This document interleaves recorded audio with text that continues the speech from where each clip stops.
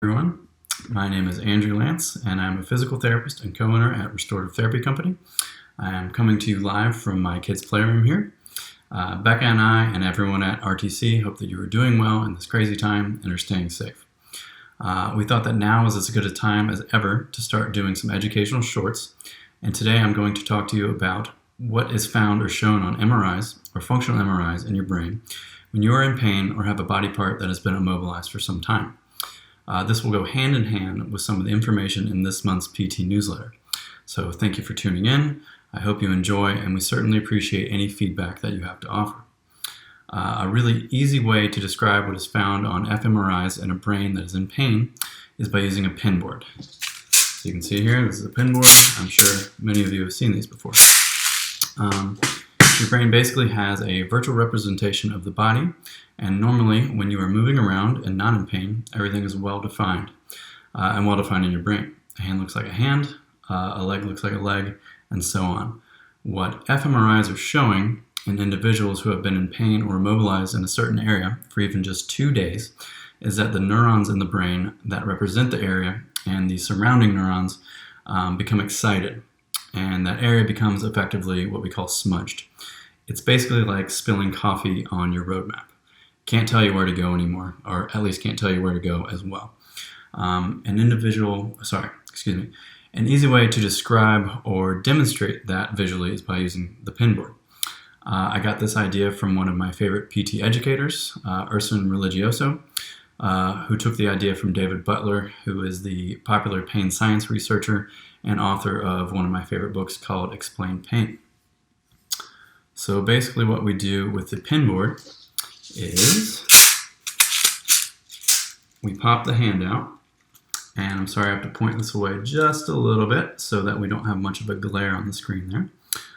So we pop the hand out, and as you can see, this would represent a healthy hand and a healthy brain. The picture is pretty clear. But say you fall and you hurt your hand and you jam your finger and you have to immobilize that area. What happens is that all the nerves around that hurt or immobilized finger will pop out, and the area is no longer well defined in the brain.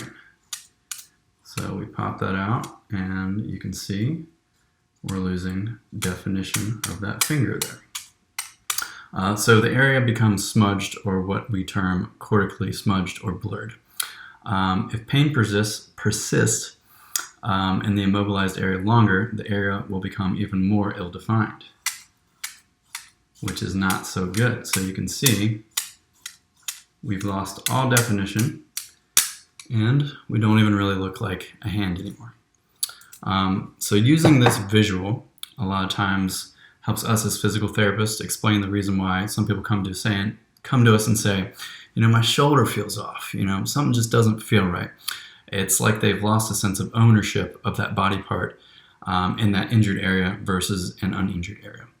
And this is typically why I will treat using a lot of light soft tissue mobilization or skin stimulation with either my hands or a tool, just very lightly over the skin.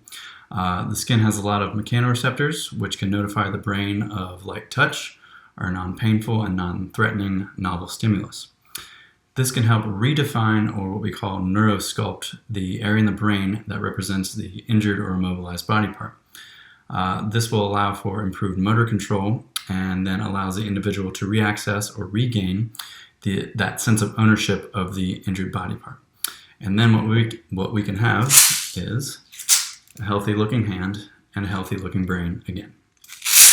So I hope that made some sense to you guys and maybe clarifies what you may have read in the newsletter. Please feel free to drop us a line with any questions or comments, or maybe any ideas that you would like us to discuss in the near future. Thank you very much.